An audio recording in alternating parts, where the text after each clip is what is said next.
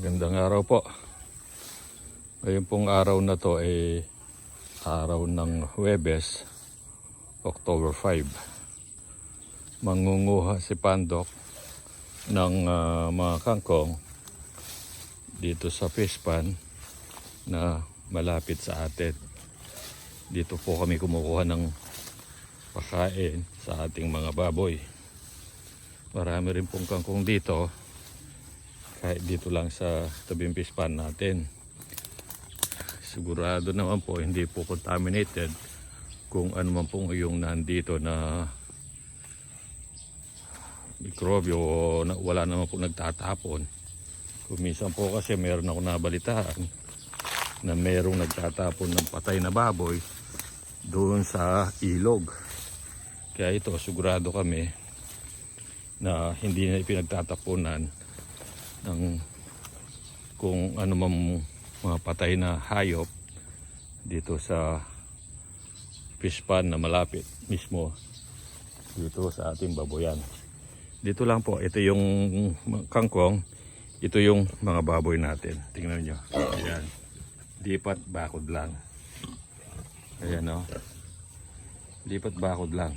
Kaya dito kami nakuha ng kangkong. Kukuha kami rito, ililipat lang namin, sabay pakain na. Ganyan po ang buhay namin dito sa aming bakuran. Yan po, may marami pang isda rito, mga tilapia. Kaya tingnan po yung kulungan natin. Ayan o, yung pausok na sinasabi ko sa inyo, yan, hindi namamatay yan. Mga baboy natin, ayan o, yan. Yan po ang kulungan natin ng baboy. Nagpunta ako dito sa gilid na ayan na, andun yung mga kangkong fish pond. Ito yung ranging area ng ating mga inahin. So ngayon pupuntahan natin yung si Pandok nangunguha ng kangkong. Ayan na, yan po ang ranging area ng ating inahin. Kung pansinin ninyo, ayan na, yung ipa ng palay, durog na naman. So, mga ilang araw pa siguro, maglalagay na naman tayong panibagong ipa. Kasi palagi yung ulan. Kaya, mabilis madurog yung ipa ng palay. Ayun si Pandok, oh, kumukuha ng kangkong. So, kaya malaking tipid sa amin dito yung pag-aalaga ng baboy. Baboy na native, hindi yung baboy na hybrid. So, yung native talaga, hindi masyadong maselan sa pagkain. Kaya nakapaligid yung kangkong dito sa ating baboyan. Ito naman sa likod ng baboyan natin, meron din tayong fish pond dito. Ayun, dahil meron tayong mga alagang pato, bibi, hindi po na ano yung mga kangkong. Palagi pong kinakain ng mga bibi ang ating pong mga kangkong nilalagay dyan. So, buti na lang dito sa katabi natin, marami rin yung kangkong dito. Napuntahan natin si Pandok kung ano yung style, paano ang style niya pagkuha ng kangkong. Dito rin sa tabi ng ating fish pond, meron tayong mga napier, madre de agua. Ayan po ang likod natin. Ngayon, doon naman ngayon dahil nag-harvest tayo ng palay, kung makikita niyo may mga itik, tingnan nyo, mga itik. Nakiusap na magpapastol muna rito dahil nga na-harvest na natin yung dumapang palay. So, yan po ang mga ano natin dito. Yung lifestyle natin dito sa baryo. Ito yung mga napier.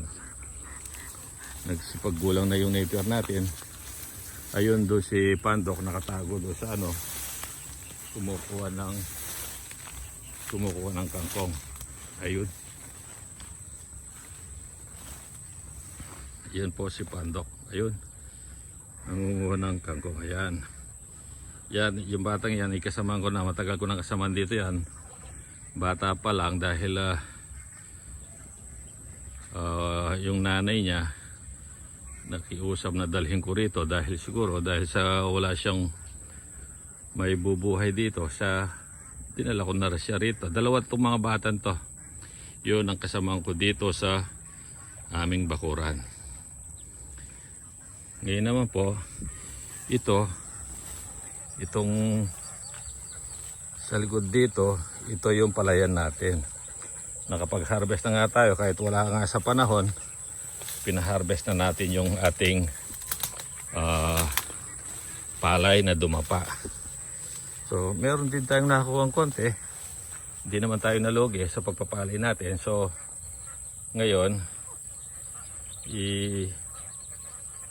pinatubigan natin para hindi na natin sunugin yung dayami at magsilbing pataba dito pag nadurog yung dayami. Pag naroto ito, magiging pataba na rin yung dayami. So na-postpone ang pagdating ng baka bukas na. Sabi sa akin kasi darating ngayong umaga, hindi na nadating yung rotovator. Kasi daw yung katawan ng operator. So yung Madre de Agua naman natin, kung tingnan nyo, ang dami rito sa paligid ng fish pond din natin. Ayan o. Kusa ko po tinanim ito noon na dahil ang alam ko, mag-aalaga ako ng baboy mula nung magretiro ako sa trabaho ko. Dati po akong OFW na nagretiro na at ganito ang gawain ko ngayon. Yan, may fish pond po tayo dyan, daming tilapia dyan, tsaka mga hito, halo-halo na dahil hindi na rin tayo nagpalagay ng mga semilya ng mga hito dahil yung hito kinakain yung maliliit. So ayan ang Madre de Agua dito. Ayan ang mga itik na pinapasulan dito sa ating palayan ngayon. Mas gusto ko to bago iroto, mas malamang na yung mga kuhol, suso para makain. Okay, hanggang dito na lamang po at sa susunod na araw po, shoutout nga po pala kay Arviniel Madranan. Boss, maraming salamat po sa iyong suporta. O sige po, happy farming po sa inyong lahat.